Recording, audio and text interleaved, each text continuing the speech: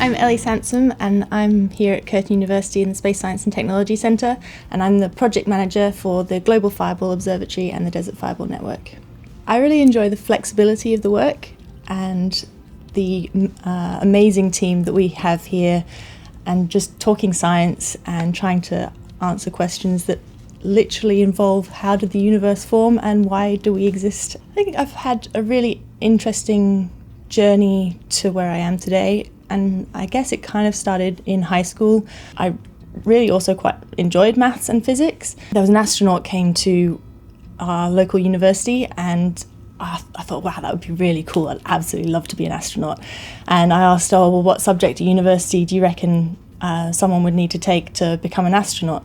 And he said, well, it doesn't really matter what you choose, you just need to be good at it. We take experts in their fields to become astronauts. So go to university, do something you absolutely love, because if you love it, you'll become an expert, and then you can become an astronaut. And I thought, oh, that's fantastic advice, but I love everything. I don't really know what I want to do. A geologist came to give some career talks and said, well, if you go out for a walk and you lick rocks to make them shiny to see what they look like, maybe you should consider being a geologist. I think that planetary science, though, and getting involved in space in general is such a multidisciplinary subject that you could come at this from so many different directions. In terms of STEM skills, I use a little bit of everything. I personally use a lot of maths and a lot of physics, but it doesn't necessarily mean that I understand it.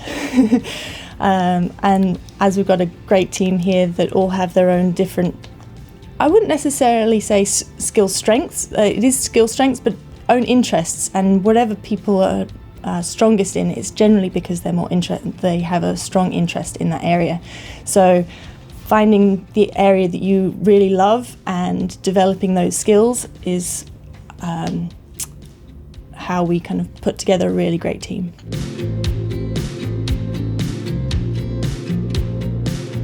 Technology is basically a tool for us to gain more knowledge, answer more science questions, and it always involves someone developing something new, and then once it's out there, trying to apply that to so many different areas to figure out how that can improve and help us gain knowledge in those different areas. I manage this project where we have about 50 cameras all the way across Australia, and we actually have about 150 globally, taking pictures of the sky all night, every night, trying to see really, really bright shooting stars. So those fireballs are basically burning up rocks that are coming from outer space, and we want to know where they come from.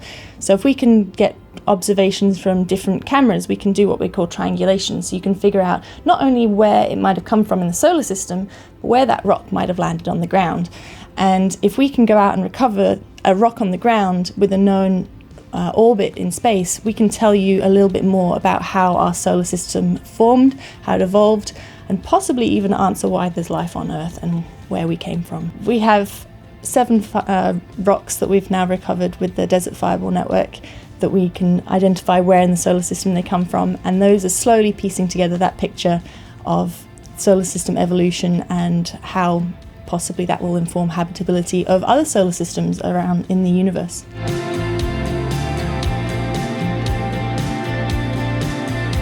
I think the biggest advice I'd give myself, that's an easy one, is learn to code earlier.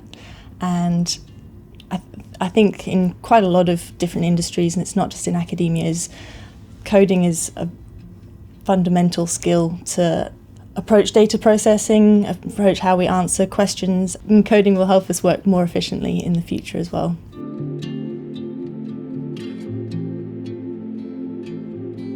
I think I'd probably say exactly what that astronaut said to me back when I was 16. Do something that you absolutely love, because if you love it, you'll become an expert. And if you become an expert, you're going to be pushing those boundaries of knowledge, and you're just going to enjoy what you do. So just go out and have fun and make sure that you're doing something you love.